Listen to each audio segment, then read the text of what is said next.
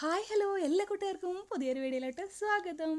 അപ്പോൾ ഞാനൊരു വള എടുത്തിട്ടുണ്ട് കേട്ടോ. ചെറിയ വള കുട്ടികളുടെയൊക്കെ ഉണ്ടെങ്കിൽ അതെടുത്താൽ മതി, കുറച്ചുകൂടെ ഭംഗി ഉണ്ടാവും കേട്ടോ. അപ്പോൾ എൻ്റെ കയ്യിലുള്ളൊരു വളയാണ് എടുത്തിരിക്കുന്നത്. ഒരു മൾട്ടി പർപ്പസ് ആയിട്ട് ചെയ്യാൻ പറ്റുന്ന സംഭവമാണ് കേട്ടോ. പിന്നെ ഒരു നെറ്റിൻ്റെ പീസ് എടുത്തിട്ടുണ്ട്. നമ്മുടെ ഡ്രസ്സൊക്കെ സ്റ്റിച്ച് ചെയ്തിട്ട് ബാക്കിയുള്ളതാണ് കേട്ടോ. നമ്മുടെ അടുത്തൊക്കെ നമ്മുടെ തയ്യൽ ഷോപ്പോ അല്ലെങ്കിൽ തയ്ക്കുന്ന ചേച്ചിമാരോ ചേട്ടന്മാരൊക്കെ ഉണ്ടെങ്കിൽ അവരോട് പറഞ്ഞു കഴിഞ്ഞാൽ വെട്ട് പീസ് കിട്ടും, അതെടുത്താൽ മതി കേട്ടോ. അപ്പോൾ അതിൽ നിന്ന് ഒരു പീസ് കട്ട് ചെയ്തെടുത്ത് ഇതേപോലെ വെച്ചിട്ട് ബാങ്കിൾ അതിൻ്റെ ഇടയിൽ സെൻറ്ററിൽ വെച്ച് കൊടുത്തിട്ട് ഇങ്ങനെ കവർ ചെയ്തിട്ടുണ്ട് കേട്ടോ. ഇപ്പോൾ ഈ കാണുന്ന പോലെ ചെയ്തെടുത്തെടുക്കുകയാണ്. എന്നിട്ട് താഴത്തെ ഭാഗം ഇങ്ങനെ കൂട്ടിപ്പിടിക്കുക. അതിനുശേഷം നമ്മൾ ആ നെറ്റിൻ്റെ പീസ് നന്നായിട്ട് വലിച്ചു കൊടുക്കുക കേട്ടോ. മുകളിൽ നിന്ന് താഴത്തോട്ട് നല്ല രീതിയിൽ വലിച്ചു കൊടുക്കുക കേട്ടോ.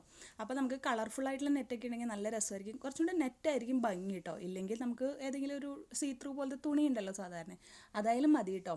അപ്പോൾ നമ്മുടെ കയ്യിൽ ഏതാണുള്ളതെന്ന് വെച്ചാൽ അതിനനുസരിച്ച് എടുക്കാം, കുഴപ്പമൊന്നുമില്ല. ഇനി ഇതേപോലെ ചെയ്തിട്ട് ഒന്ന് ട്വിസ്റ്റ് ചെയ്ത് കൊടുത്തതിന് ശേഷം നമ്മൾ നൂല് കൊണ്ട് ഒന്ന് കെട്ടി കൊടുക്കുകയാണ് ചെയ്യുന്നത് കേട്ടോ.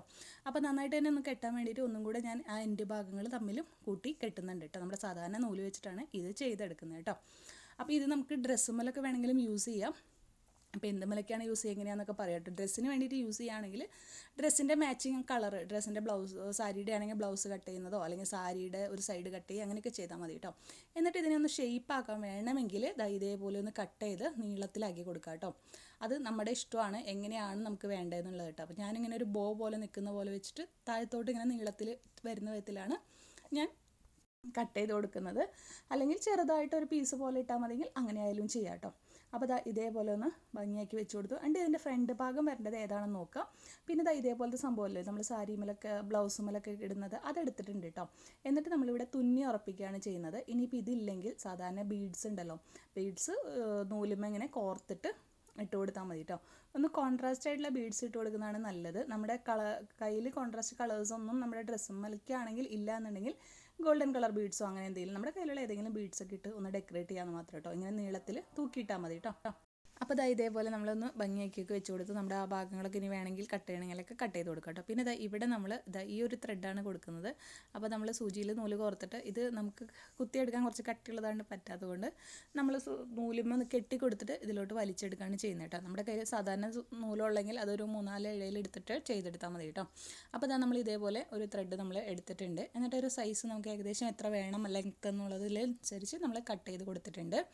ഇനി നമ്മൾ കുറച്ച് ബീഡ്സ് ഇതിലോട്ട് ഇട്ട് കൊടുക്കുക കേട്ടോ. നമ്മുടെ കയ്യിലുള്ള ബീഡ്സ് ഏതാണെങ്കിൽ അത് ഇട്ട് കൊടുക്കുക. ഞാനിപ്പോൾ ഈ ഒരു കോൺട്രാസ്റ്റ് എല്ലാം വേറെ വേറെ ബീഡ്സാണ് ഇട്ട് കൊടുത്തിരിക്കുന്നത്. നമുക്ക് ഭംഗിക്ക് അനുസരിച്ചിട്ട് ഇട്ട് കൊടുക്കാമെന്ന് മാത്രം കേട്ടോ. അപ്പോൾ ഒരു 3-4 ബീഡ് ഇട്ട് കൊടുത്തിട്ടുണ്ട്. അത് ബീഡ് നമ്മൾ ഈ ഒരു സൈഡിലാണ് ഇടുന്നത്. നമ്മൾ ആ ലെക്താൻ പോലത്തെ സംഭവം വെച്ചില്ലേ, ഫ്രണ്ട് സൈഡായിട്ട് വെക്കുന്നില്ലേ, അവിടെയാണ് ഇട്ട് കൊടുക്കുന്നത്. എന്നിട്ട് ഇത് തമ്മിൽ കൂട്ടി കെട്ടി കൊടുക്കുകയാണ്.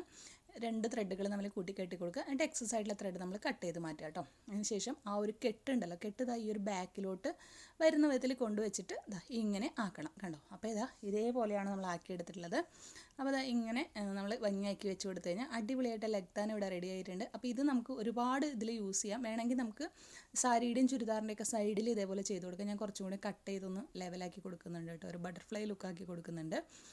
ഇതേപോലെ ചെയ്യാം.